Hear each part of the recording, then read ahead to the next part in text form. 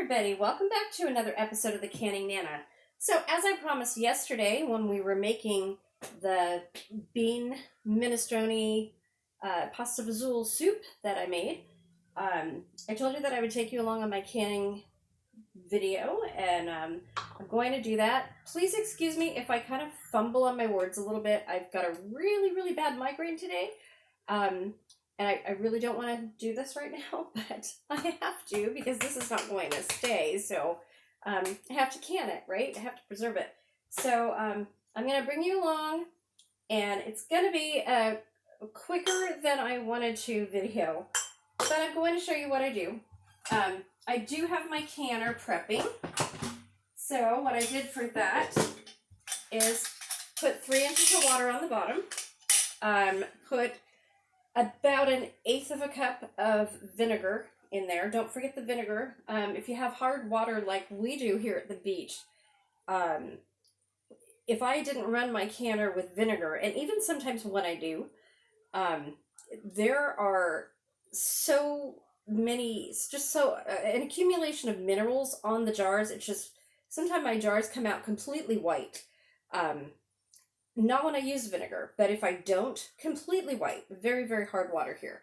So always put vinegar in your water and you will avoid that problem. Unless you have water like me, like around this time right now, from like October to December, they are flushing all the lines, all the pipes and everything in town, in our town.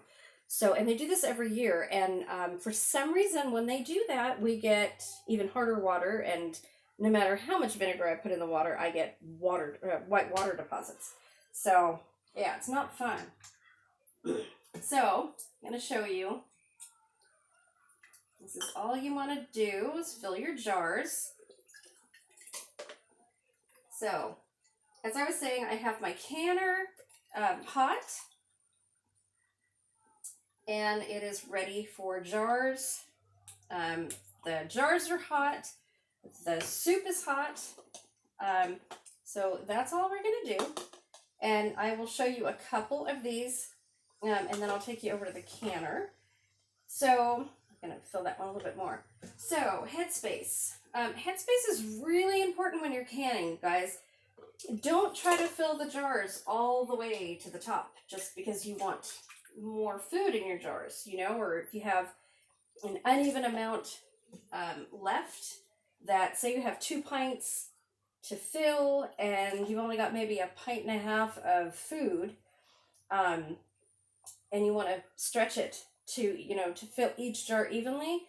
So yeah, you can't do that. You to have it canned correctly, even in jellies and jams, you want to use the appropriate jar. So if you're not canning that much, use a 1/2 pint jar. You know, that's what I would do. If you're using pints and quarts, 1 inch of headspace is the rule. And on your debubblers, there, if you measure, my husband has my debubbler right now because we are making debubblers with our logo and name on it, our new logo and name. So stay tuned for that.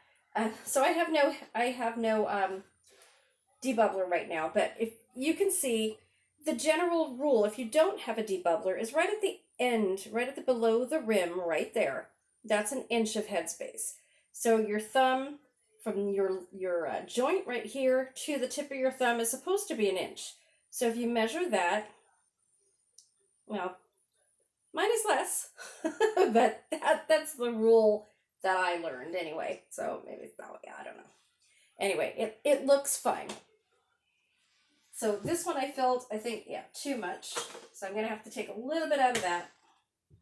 But this is all I'm doing, is filling the jars as full as I want them with this amazing soup. This came so good. Oh my goodness. Just so good. Nice and hearty. Very good. Okay, let me take a little bit out of that one. And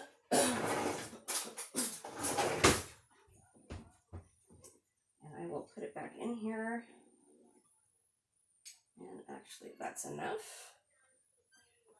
Okay, so the next thing is to get vinegar and a napkin or a cloth, and you need to wipe down your jars before you put your rings and your lids on them. Very, very important. Very important. You always want to wipe down your lids. They may not seal correctly. They may seal at first and then come up later, because even if you touch it, the oil from your fingers gets on the jar, and believe it or not, that little teeny bit can be the make or break of your entire canning session. So we don't want to make mistakes. We want to be very, very cautious. And I forgot to say, the reason that we do the headspace the way we do is because,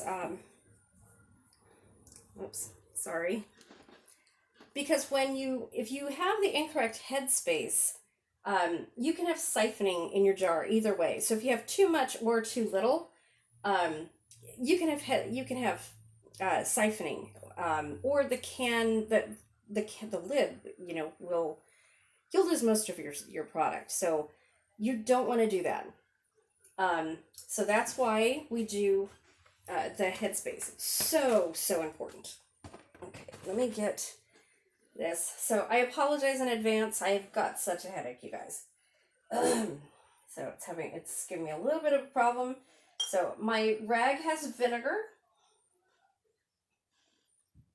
and I'm just wiping the rims down, and then I'm going to put, I may need a little bit more.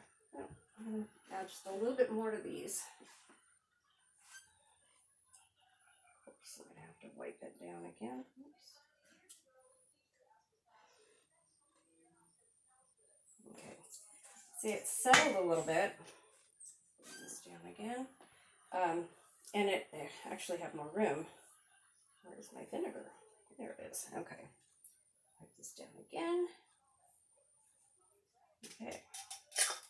Now, when you're doing your jars, when you're tightening your jars, you want to do it finger tight.